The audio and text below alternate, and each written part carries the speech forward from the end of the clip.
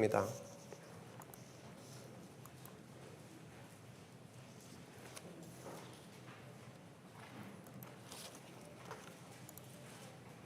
네. 야고보서 5장 7절에서 11절 말씀입니다.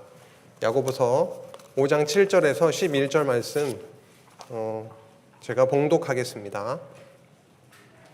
그러므로 형제들아 주께서 강림하시기까지 길이 참으라. 보라, 농부가 땅에서 나는 귀한 열매를 바라고 길이 참아 이른 비와 늦은 비를 기다리나니 너희도 길이 참고 마음을 굳건하게 하라. 주의 강림이 가까우니라. 형제들아 서로 원망하지 말라. 그리하여야 심판을 면하리라. 보라, 심판주가 문 앞에 서 계시니라. 형제들아 주의 이름으로 말한 선지자들을 고난과 오래 참음의 본으로 삼으라. 보라, 인내하는 자를 우리가 복되다 하나니 너희가 욥의 인내를 들었고 주께서 주신 결말을 보았거니와 주는 가장 자비하시고 긍휼히 여기시는 이시니라. 아멘. 오늘 야고보서 6번째 시간입니다. 오늘 야고보서 말씀을 함께 끝까지 마무리하게 됩니다. 저는 요즘 야고보서 말씀을 나누면서 참 제 안에 얼마나 세속주의가 뿌리 깊게 스며들어 있는가를 잘 좀 살피고 있습니다. 양파처럼 한 껍질 까고 안으로 계속 들어가는데도 끊임없이 나오는 그 세속주의의 요소, 그 모습들이 제 안에 있음을 보면서 답이 없구나. 내 스스로 나의 힘으로 세속주의의 이 강력한 힘 앞에 벗어날 방법이 없구나라고 하는 것을 새삼 느끼면서 더 기도하게 됩니다. 더 잘 살아야지. 세속주의적인 요소를 내 안에서 없애버리고 내가 그것을 이겨내서 그래도 좀 멋진 사람이 되어야지 라고 했던 때가 있기도 하지만 여전히 그런 마음이 제 안에 있더라고요. 그런데 가차없이 하나님은 너는 그럴 만한 자가 아니야. 이미 내 안에는 너가 해결할 수 없는 문제가 꽉 차 있어 라고 말씀하십니다. 세속주의의 뿌리는 다른 것이 아니라 우리의 죄악성이 발현된 것일 뿐 우리가 죄 문제를 스스로 해결할 수 없기 때문에 하나님께서 로마서도 주셨고 야고보서도 주셨습니다. 하나님이 해주시지 않으면, 예수 그리스도께서 해결해 주시지 않으면 정말 이 죄 문제는, 그리고 세속주의의 모습은 저희 안에서 사라지기는커녕 점점 커지고 풍성해질 것입니다. 오늘 말씀 앞에 우리의 모습을 다시 한번 비춰보는 시간 되기를 원합니다. 하나님 앞에 우리의 무능함을 더 고백하는 시간이 되기를 원합니다. 오늘 5장 7절부터 20절까지 예배 생활을 권고하는 내용이 나오고 있습니다. 강림이라는 주제가 나오고 인내하라라고 합니다. 그리고 기도와 찬송의 내용이 이어지면서 삶이 바로 예배의 생활, 우리의 삶은 결국은 하나님께서 예배 생활로 인도하실 것임을 말씀하십니다. 우리가 할 수 없습니다. 하지만 성령께서 우리 안에 함께 하실 때에 분명히 그 예배의 생활이 우리 안에 있어질 수밖에 없다라고 하는 것을 마음속에 새기면서 먼저 지난 시간에 나누었던 말씀 간단하게 생각해보고 넘어가겠습니다. 3장에서 5장 6절까지 배격할 세속적 요소들에 대해서 많이 나누었죠. 정말이지 저희 안에는 참 많은 세속적인 거짓, 정욕, 교만의 요소들이 꽉 차 있습니다. 먼저 거짓을 경계하는 내용이 3장에서 나왔었는데요. 끊임없이 쏟아져 나오는, 우리의 입을 통해서, 혀를 통해서 쏟아져 나오는 그 불의함, 불과 같다라고 했습니다. 불의의 세계라라고 할 만큼 굉장한 파괴력을 가지고 있고 우리 안에 죄악성이 바로 혀와 입을 통해서, 말을 통해서 그렇게 쏟아져 나오는 그 현장을 3장을 통해서 함께 보았습니다. 그리고 우리는 이 땅에 살면서 결국은 땅 위의 것, 정욕의 것, 귀신의 것이라고 말씀하시는 그 거짓 지혜, 이 땅 위로부터의 지혜가 있는가 하면 하나님께서 하늘로부터 저희들에게 쏟아 부어주시는, 내려주시는 그 위로부터 난 지혜에 대해서, 하늘의 지혜에 대해서 말씀해 주셨습니다. 4장으로 넘어가서는요, 정욕에 대해서 살폈었죠. 얼마나 다툼이 심했던지요. 지금 이방 나라에 흩어져서 살고 있는 12지파 유대 기독교인들에게 그들 가운데 있었던 다툼의 모습을 이렇게 보여 이야기하고 있습니다. 다툼과 싸움이라고 하는 것은 하나님을 전제하지 아니하고 내 기준으로, 정말 세속의 기준으로 생각하고 판단할 때 그 싸움과 그 다툼은 끊이지가 않습니다. 그 부분을 꼬집고 들어오고 있습니다. 교만이라고 하는, 정욕이라고 하는 부분이 얼마나 저희 안에 가득 차 있는지를 확인하게 하셨습니다. 그리고 세상과 벗됨에 대해서 나누었었죠. 세상과 벗됨이라고 하는 것이 하나님과 원수됨을 알지 못하느냐라고 말씀하시면서 정말 저희는 전자동입니다. 이 땅에서 육신을 입고 살아가기 때문에 때때로 우리 몸이 좋아하는 것, 우리 귀가 달콤하게 생각하는 것, 그것을 따라서 달려가고 듣고 그것을 기준으로 또 판단하고 그 세상이 좋다고 그렇게 달려가는 저희들입니다. 하지만 성경은 말씀하십니다. 세상과 벗된 삶이 하나님과 원수되는 삶이다라고 말씀합니다. 우리의 정욕은 우리가 끊어낼 수가 없습니다. 하지만 하나님께서 하시겠다라고 하는 그 메시지가 야고보서 처음부터 끝까지 흐르고 있습니다. 4장 11절에서 5장 6절까지 세속적 교만을 경계합니다.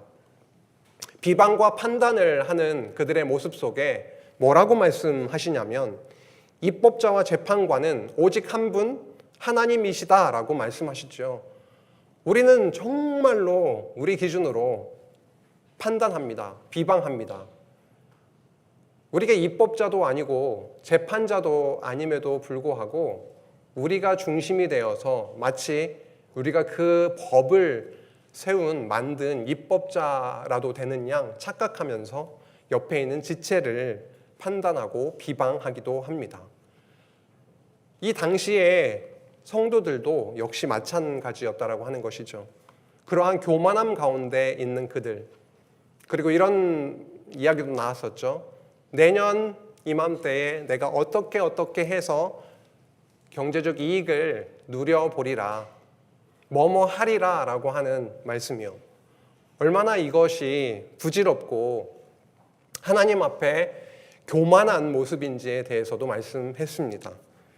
너희는 잠깐 보이다가 없어지는 안개지 않느냐. 내일 일을 장담할 수 없고 확실히 알 수가 없음에도 불구하고 지금의 함께 하심에 대해서 하나님을 의지하기보다는 오히려 내가 무엇을 해보리라 라고 호언장담하는 그 교만에 처해 있었던 그들이었습니다. 배격할 세속적인 요소들, 우리 안에 파고 들어와서 이 요소들이 우리를 즐겁게 해주면 모르겠는데요. 순간 쾌락적이고 우리 육신을 만족시켜 줄 수는 있을지언정 결국은 하나님과 원수되게 해서 영혼의 피폐함에 빠지게 되기 때문에 정말로 우리는 이 요소들에 의해서 사로잡혀 살아가게 되면은 고통 가운데 있을 수밖에 없다는 것이죠. 그러면 이러한 요소들을 우리의 힘으로 배격해야 된다라고 야고보서는 말씀하고 있지 않습니다. 1장으로부터 지혜로 시작을 했습니다. 많은 시험과 고통 가운데 시련이 있을 것인데 온전히 이루라, 인내를 이루라 하신 하나님께서 너희들이 부족한, 뭐가요? 지혜가 부족하거든 구하라, 내가 주겠다라고 말씀을 하셨고 그 이후에 우리 안에 심어진 성령께서 우리 안에 심어주신 그 말씀에 대해서도 강력하게 언급을 하셨고, 그리고 자유롭게 하는 온전한 율법에 대해서 말씀을 하시면서 결국 하나님의 말씀이 우리 안에 들어오셔서 그 말씀의 능력으로 우리를 열매 맺게 하시겠다라고 하는 말씀이 야고보서이기 때문에 저희들이 1장으로부터 지금 끝장으로 달려가고 있는 이 시점에서 야고보서를 읽고 고백하는 것은 네, 이제는 할 수 있습니다가 아니라 여전히 할 수 없습니다. 여전히 무능력하고 죄 가운데 있는 우리입니다. 하지만 하나님께서 말씀하셨습니다. 하늘로부터의 지혜와 하나님께서 우리 안에 심어주신 그 말씀을 통하여 성령께서 이루실 것임을 믿고 소망합니다 라고 하는 그 고백을 하게 하십니다. 오늘 예배의 생활을 이제 끝에서 말씀해 나갑니다. 믿음의 행위를 권고하고 있습니다. 강림이 있다. 이 세상이 다가 아니다. 분명히 내가 정한 그때에 분명히 올 것이다 라고 하는 강림에 대해서 이야기를 하면서 인내하라 라고 합니다. 그리고 5장 13절에서 20절까지는 믿음의 기도, 찬송과 기도에 대해서 이어지고 있습니다. 우리의 삶이라고 하는 것이 예배의 생활이 된다면 얼마나 의미 있고 감사하겠습니까? 로마서 12장에는 분명히 영적 예배, 신령한 예배에 대해서 분명히 명령하셨고 명령하신 주께서 그것을 이루어 나가시는 그 삶의 모습이 우리 안에 이루어져 나가고 있습니다. 5장 7절부터 함께 살피도록 하겠습니다. 5장 7절입니다. 그러므로 형제들아 주께서 강림하시기까지 길이 참으라. 그러므로 라고 했기 때문에 앞에 어떤 내용이 나왔었는지를 간략하게 봐야 되겠네요. 5장 1절부터 6절까지를 성경을 한번 쭉 보시면은 부자들에 대해서 경고하는 내용이 나오고 있지요. 부자들이 왜 그 당시에 경고의 대상이 됐느냐? 하나님의 택한 백성들, 그때 당시의 백성들은 가난하고 약자인 경우가 대부분이었을 텐데 그들에게 일한 삭도 주지 아니하고 이 마지막 때에 재물을 쌓는, 결국 하나님을 잊고 이 세상의 것을 쫓아가고 있는 그들을 향해서 분명하게 만군의 주가 그들의 소리를, 기도의 소리를 들으시고 심판하실 것에 대해서 5장 1절에서 6절까지 말씀하고 계시죠. 그러므로 이렇게 넘어오는 것입니다. 그러므로 형제들아, 고난 가운데 어려움 가운데 있는 형제들아, 주께서 강림하시기까지 길이 참으라. 보라, 농부가 땅에서 나는 귀한 열매를 바라고 길이 참아 이른 비와 늦은 비를 기다리나니. 강림이 있다. 그래서 그러니 인내하라 라고 말씀하시네요. 선생님, 우리 살아가면서 솔직히 한번 생각을 해보면 얼마나 예수 그리스도의 재림에 대해서 평소에 생각을 하시면서 인식을 하시면서 떠올리시면서 살고 계십니까? 하루하루의 삶이 좋다, 행복하다, 편안하다, 감사하다 이렇게 살고 계시겠지요? 얼마나 재림에 대해서, 그 끝날에 대해서 내다보면서 그 끝날이 있다라고 하셨지 이렇게 살고 계십니까?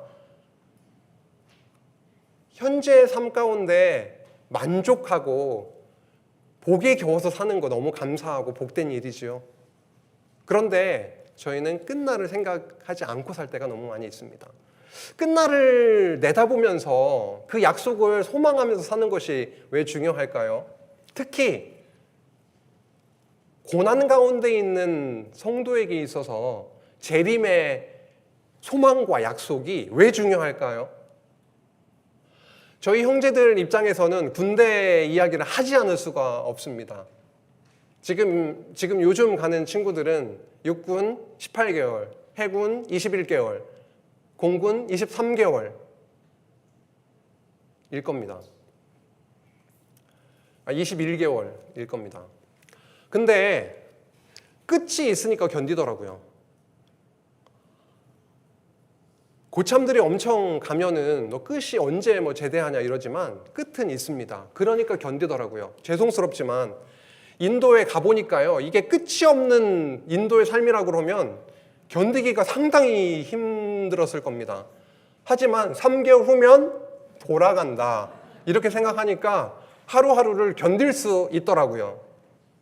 지금 고난 가운데 있는 성도들이 분명히 끝이 있다, 만군의 주, 심판의 주, 공의의 하나님께서 오셔서 심판하실 날이 분명히 있다, 그 말씀이 고난 가운데 있는 형제들에게, 자매들에게 들렸을 경우에 삶을 대처하는, 삶을 살아가는 힘이 다르지 않았을까요?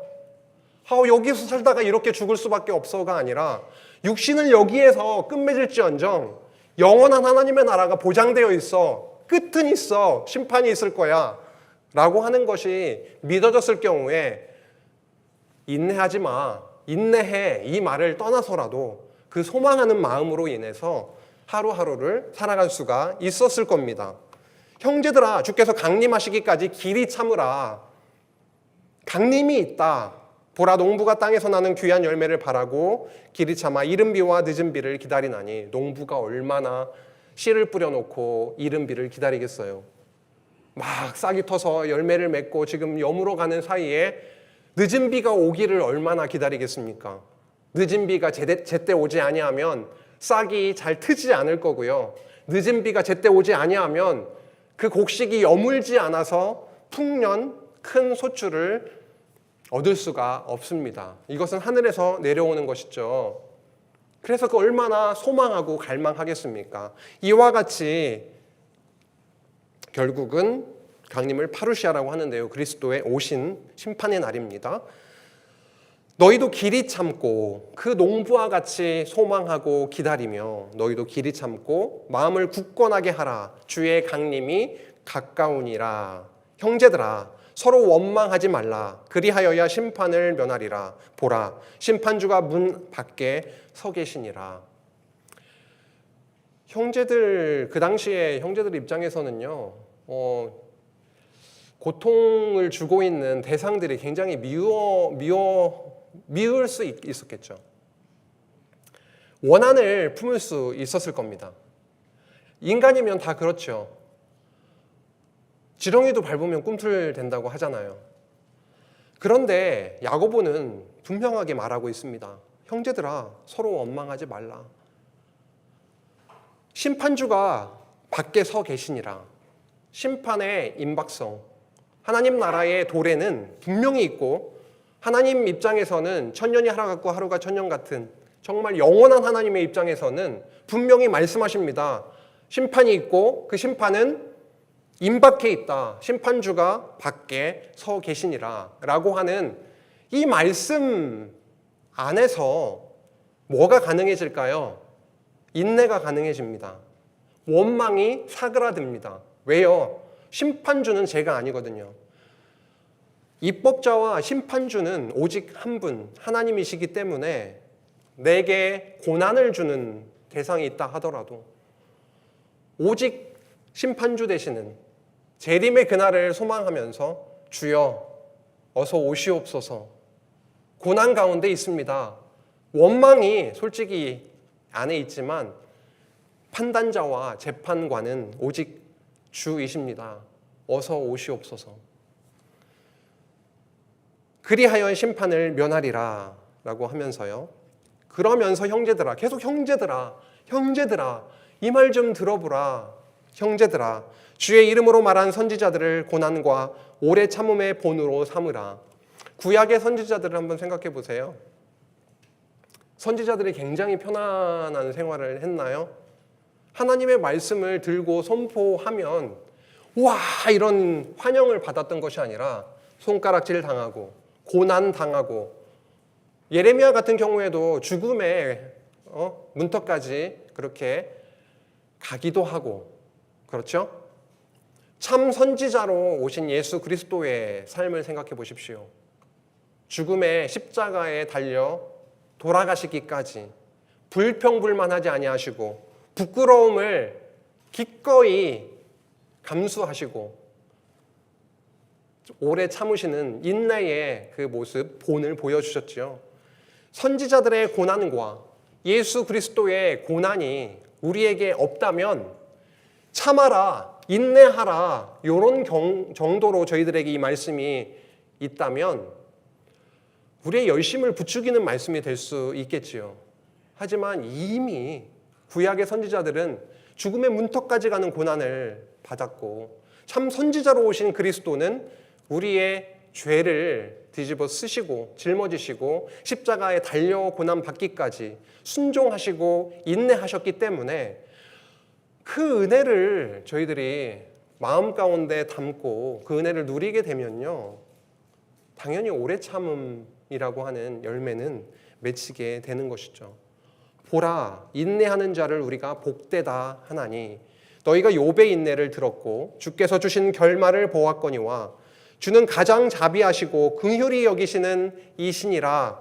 보라, 인내하는 자를 우리가 뭐 하다고요? 복되다라고 하나니라고 합니다.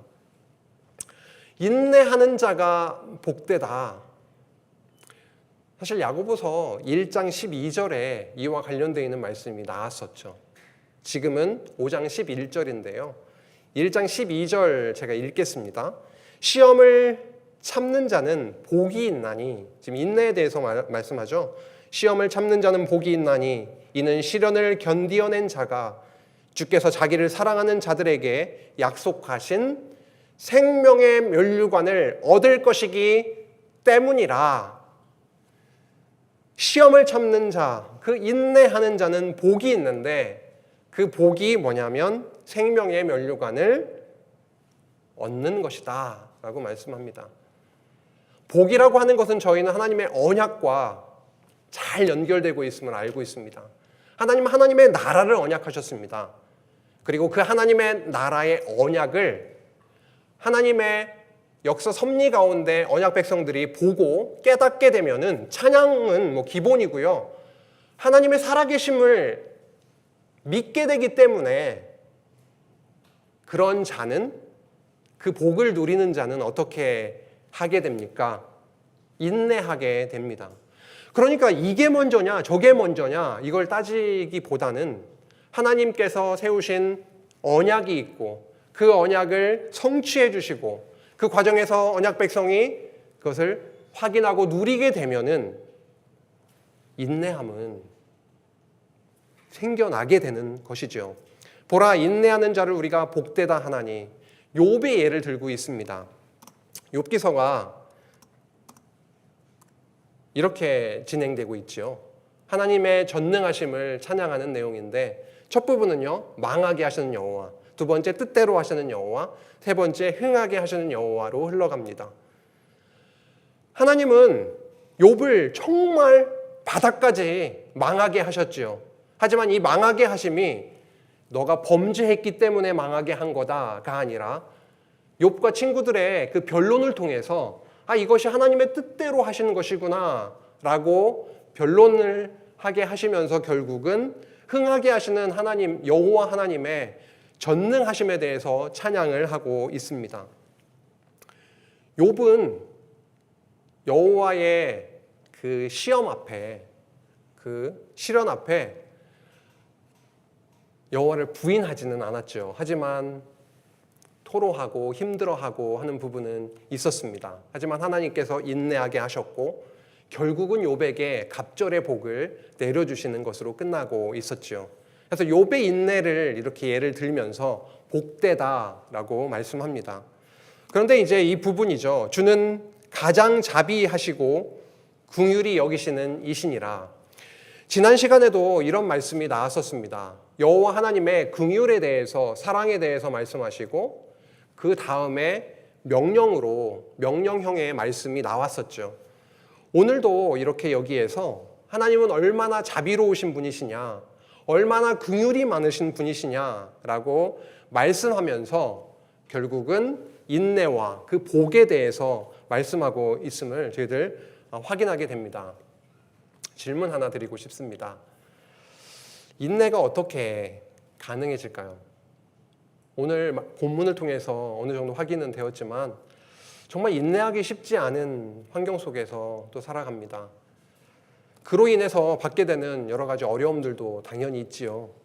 근데 하나님의 언약에 대한 믿음을 저희 안에 주시면은 인내하게 됩니다. 오늘 자세한 설명을 드리기는 좀 힘들겠습니다만 히브리서 11장에 보면은 믿음의 선진들이 막 나열이 되죠. 그 선진들이 다 믿음을 따라서 죽었다라고 합니다. 그들은 언약하신 바를 그때 예수 그리스도를 하나님의 나라를 실체적인 하나님의 나라를 경험하고 받지 못했었죠. 하지만 그럼에도 불구하고 그 약속을 그 언약을 멀리서 보고 소망하고 환영하면서 어려움도 고난도 나아갔고 인내했습니다. 믿어지면 인내하게 되는 거죠. 오늘 본문에서도 말씀하고 있지만 강림에 대한 소망이 있으면 인내하게 됩니다. 이 부분은 5장 7, 8절은 봤으니까요. 3장 12절 베드로 후서에서도 보시면은요. 하나님의 날, 그 날이 바로 재림의 날입니다. 하나님의 날이 임하기를 바라고 간절히 사모하라 하면서 끝부분에 이런 말씀이 나오죠. 13절에 우리는 그의 약속대로 의가 있는 곳인 새 하늘과 새 땅을 바라보는도다. 믿음의 선진들이 그 본향을 바라보면서 한 걸음 한 걸음 나아가게 됐던 거잖아요. 베드로 후서 말씀도 역시 마찬가지입니다. 하나님의 날, 그 심판의 날, 그날을 바라보면서 인내할 수 있는 이유는 다른 것이 아니라 어떤 땅을 바라보게 하시기 때문입니까? 새 하늘과 새 땅을 소망하고 바라보게 하시기 때문에 인내가 가능한 것입니다. 인내는 성령의 열매라고 분명히 말씀합니다. 갈라디아서 5장 22절, 23절에 보면 성령의 열매는 9가지 열매가 다 나열이 되면서 그 중에 오래 참음, 인내의 열매를 분명하게 말씀해 주시고 있습니다. 인내라고 하는 것은 자생적으로 우리 안에서 만들어지는 것이 아니라 하나님께서 확신을 주시고 믿게 하시고 성령께서 열매를 맺게 하실 때에 우리 안에 인내라고 하는 열매가 생깁니다. 예수께서 십자가에 못 박혀서 인내하셨다라고 하는 부분 앞서 말씀드렸지요. 그 죽음의 고난을 넉넉히 기쁨으로 받으셨던 예수 그리스도, 어떤 마음으로요? 육신을 생각하면 이 잔을 옮겨 주옵소서라고 할 수밖에 없었지만 예수님은 그 기쁘신 하나님의 뜻에 순종해서 십자가에 매달려 하나님의 나라를 성취해 주셨습니다. 그리스도의 이러한 인내를 경험하고 얼마나 사랑하는지 사도 바울은 뼈저리게 느낀 사람이죠. 그 사도 바울이 이렇게 고백합니다. 바울은 너무도 많은 고난을 받으면서 살았던 사도인데 현재의 고난은 장차 우리에게 나타날 영광과 비교할 수가 없도다. 만일 우리가 보지 못하는 것을 바라면 참음으로 기다릴지니라. 인간이 참을 수 없습니다. 하지만 그리스도의 고난, 그리고 그 고난이 역사하셔서 그 은혜의 역사로 말미암아 사도 바울 안에 맺혀졌던 인내의 열매, 이러한 것을 볼 때에 오늘 야고보서에서 강림이 있으니까 인내하라 라는 우리가 노력해야 되는 그쪽으로 이렇게 부추기는 것이 아니라 인내라고 하는 것은 우리 안에 스스로 만들어낼 수 없는 거구나.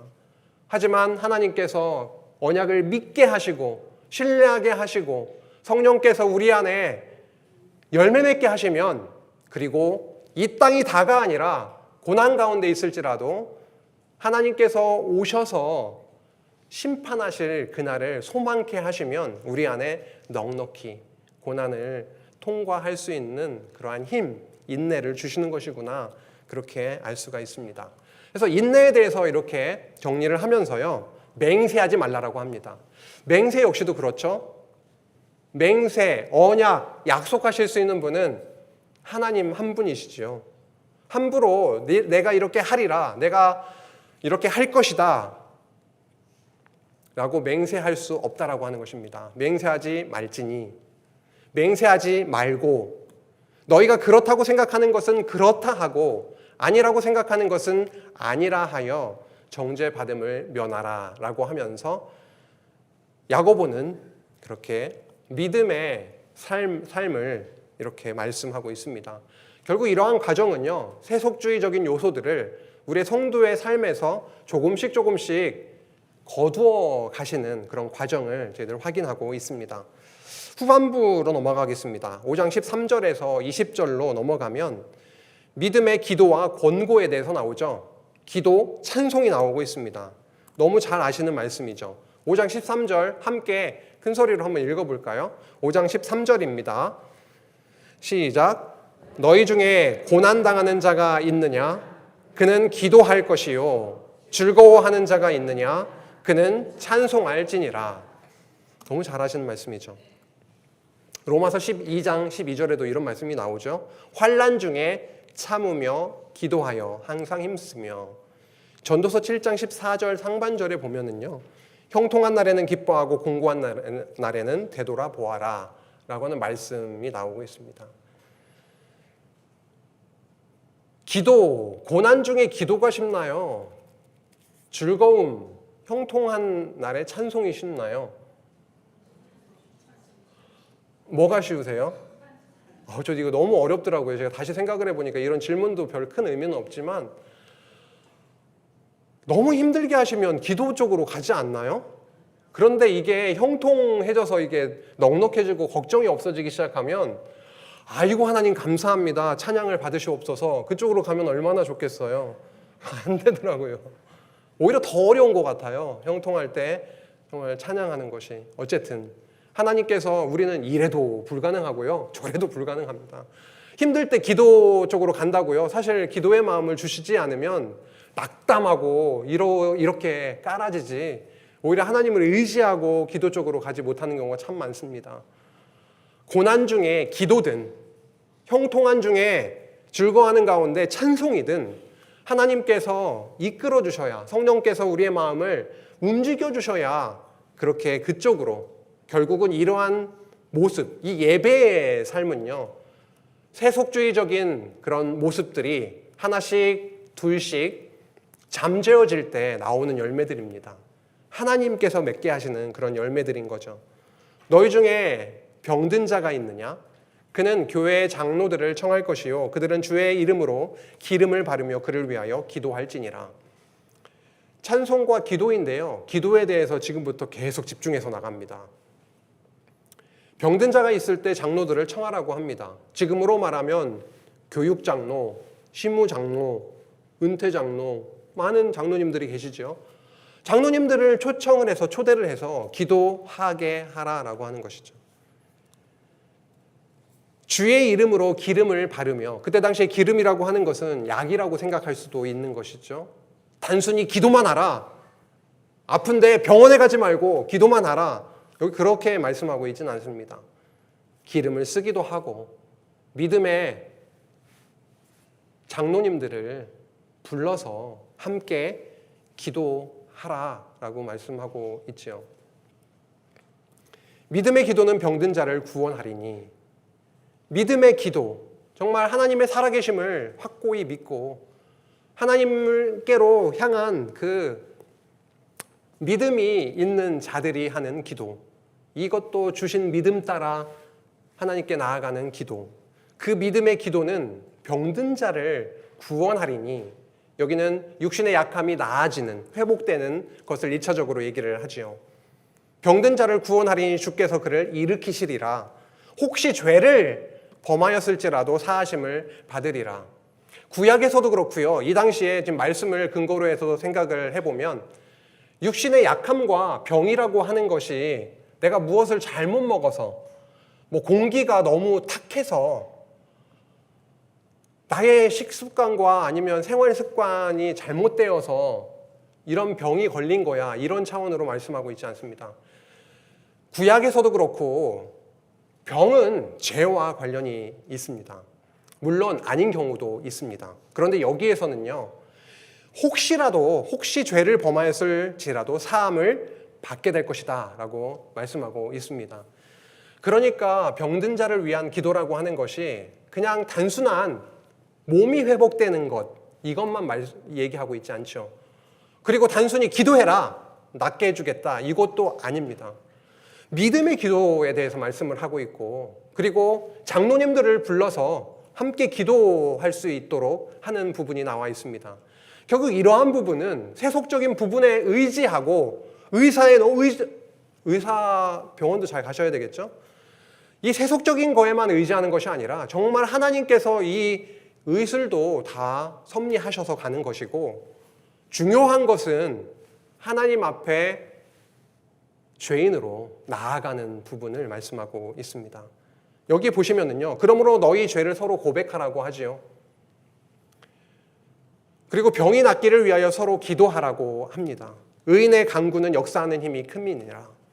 이 당시에 이방에 흩어져서 살아가고 있는 그들 가운데에 분명히 육신의 약함을 가지고 있었던, 고난 가운데 있었던 형제 자매가 있었고, 그들을 위해서 함께 기도하기를, 그리고 그들 안에 있을 수 있는 죄, 그 죄악을 고백하기를, 그리고 하나님께 더 의지하고 나아가기를, 그러니까 병이 걸리고 병이 낫는, 그리고 기도의 과정을 통해서 회복시켜 주시는 그 모든 것들이 병을 낫기 위해서 기도하라, 이런 부분이 아니라 결국 세속 안에서, 이 세상 안에서 하나님을 더 기억하고, 우리가 스스로 무엇인가를 할 수 없는 죄인임을 더 깊이 깨닫고, 능력의 주, 그 지혜의 주를 향해서 나아가게 하시는 그런 과정임을 저도 확인하게 됩니다. 이 부분을 간단하게 살피겠습니다. 질병에 대한 부분이 성경에는 여러 차원으로 나오는데요, 범죄한 자를 깨닫게 하시는 차원에서 주시기도 합니다. 지금 방금 나왔던 부분하고 연결되죠. 사랑하시기 때문에 죄 가운데, 범죄 가운데 하나님을 잊고 살아가고 있는 하나님의 자녀에게 따끔한 사랑의 회초리를 드시기도 합니다. 그리고 믿음을 연단시켜 견고케 하시려고 욥과 같이 그렇게 시련을 주시기도 합니다.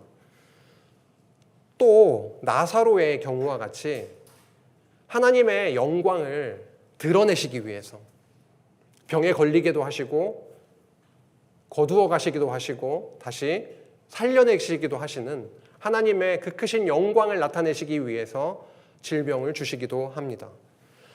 육신의 때가 다 돼서 하나님께서 이맘때까지 아무개는 살게 하시는 그 작정의 때가 다 돼서 이제는 병에 들고 하나님께서 부르시는 그 길로 가게 되기도 합니다.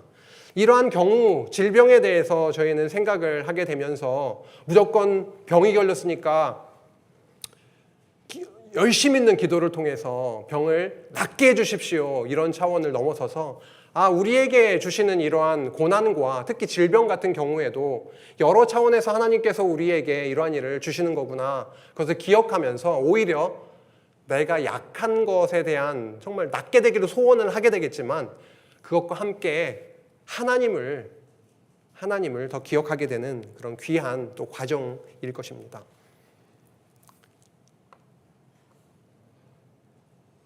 기도에 대해서 말씀을 하면서 엘리야의 예를 듭니다. 엘리야는 성전과 같은, 우리와 같은 사람이었는데 간절히 기도하니까 3년 반 동안 땅에 비가 오지 않았고, 또 때가 되어서 기도하니까 하나님께서 비를 내려주셨던 그 예를 들면서 기도하기를 그렇게 권고하고 있음을 봅니다.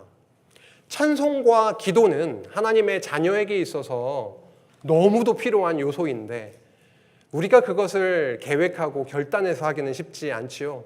하지만 하나님은 말씀하십니다. 야고보서를 통해서요. 찬송과 기도가 얼마나 성도의 삶에 있어서 중요한 부분인지에 대해서요.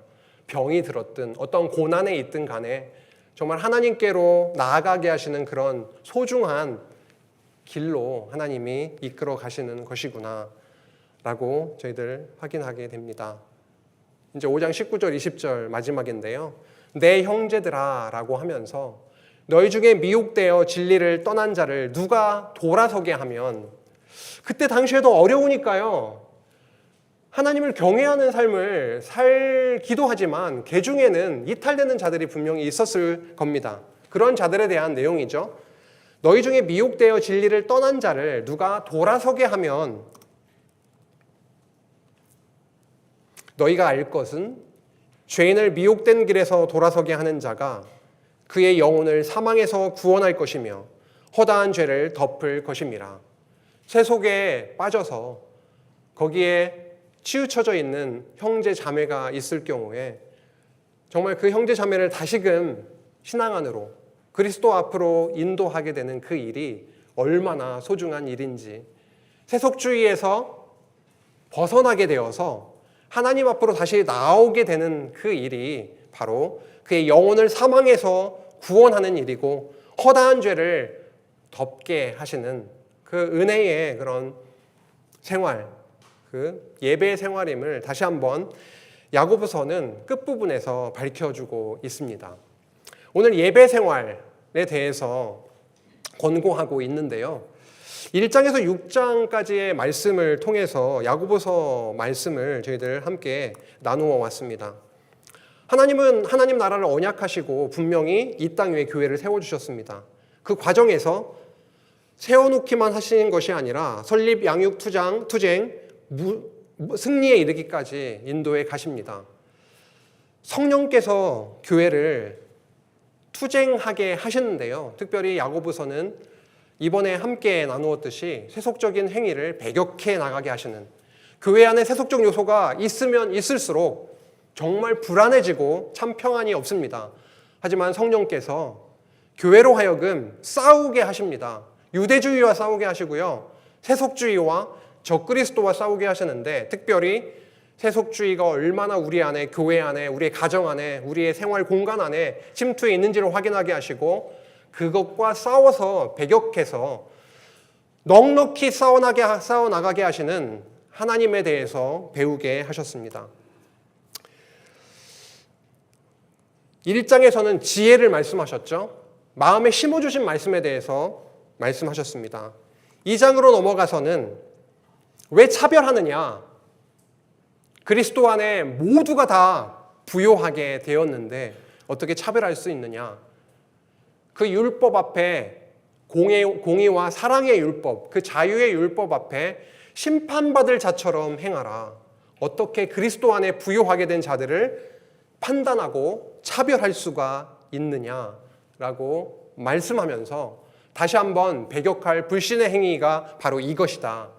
말만 하고 행함이 없는 이 믿음이 얼마나 무익하고 능력 없는 것이냐라고 그렇게 말씀하시면서 지난 시간에 나왔던 3장에서 5장 6절 말씀이죠. 거짓과 정욕과 교만에 대해서 경계하셨죠. 배격할 세속적 요소들이 이러이러하게 많다라고 하시면서 마지막 오늘 하나님께서 우리 안에 이루어 가시게 하실 예배 생활에 대해서 특별히 마지막 재림의 날을 말씀하시면서 인내하게 하시는, 그리고 우리 안에 이런저런 어려움과 아픔이 있을지라도 형통케 하실 때는 찬송하고 고난 가운데 있게 하실 때는 만군의 주 여호와 우리 주 예수 그리스도를 향해서 기도하는 삶, 그 열매를 향해서 나아가게 하시는 말씀을 함께 나누었습니다.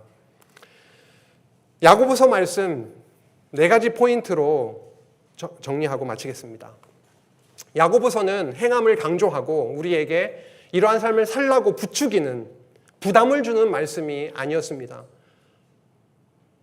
생활을 만들어내시는, 우리는 불가능하지만 믿음의 삶을 살아가게 하시는 그 놀라운 하나님께서 살아계심을 저희들 야고보서 말씀을 통해서 확인하게 됐습니다. 우리 안에 얼마나 세속주의가 뿌리 깊게 깊숙이 파고들어서 자리 잡고 있습니까? 그것을 느낄 수 없는 경우들이 많이 있죠. 하지만 야고보서 말씀을 통해서 이번에 세속주의의 현실을 세세하게 알게 해주심을 경험하셨을 겁니다. 그런데 그 세속주의를 우리가 배격해 나가고 이겨낼 수 있느냐? 전혀 그렇지 않죠. 교회가 진리 싸움을 잘 싸워가게 하시는, 성령께서 함께 하셔서 쌓아가게 하시는 그 영광을 정말 풍성하게 여러 차원으로 단어를 막 바꿔가시면서 풍성하게 보여주셨던 말씀이었고요. 로마서가 복음의 핵심, 그 원리를 다루었다라고 한다면 정말 그 원리에 의한, 복음에 의한 생활을 또 야고보서를 통해서 알려주시고 경고하시고 권면하시는, 복음이 한쪽으로 치우치는 것이 아니라 잘 균형 잡힌 신앙생활로 나아가게 하시는 찌르는 채찍과 잘 막힌 목과 같은 그런 말씀임을 저희들 안에 확인시켜 주셨습니다. 야고보서 말씀을 통해서 우리 안에 살아계신 하나님을 더 깨닫기를 원합니다. 우리의 부족함, 가능 없음, 완전히 죄악된 우리들의 모습을 더 확인하고 좀 우리 안에 열매 맺게 하시는 그 풍성한 복음의 삶을, 또 예배의 삶을 꿈꾸면서 정말 하나님을 더 바라보고 기도하며 소망하며 나아가게 되시기를 주님의 이름으로 간절히 바랍니다. 기도하시겠습니다. 하나님 아버지, 야고보서 말씀을 통해서 우리가 우리 안에 너무도 많이 들어와 있는 세속주의의 요소들을 발견하게 됐습니다. 더 민감하게 하시고 성령께서 우리 안에 역사하셔서 우리 안에 꽉 들어찬 세속주의를 몰아내 주시고 우리의 가정 안에, 우리의 교회 안에, 우리의 속회 안에, 우리의 생활의 면면 가운데 있는 그 세속주의를 하나님께서 무너뜨려 주시고 하나님의 자녀로서의, 그리고 용서받은 죄인으로서의 은혜 누림의 생활을 더 풍성하게 이어나가도록 주님 인도하여 주시옵소서. 예수님의 이름으로 기도했습니다. 아멘.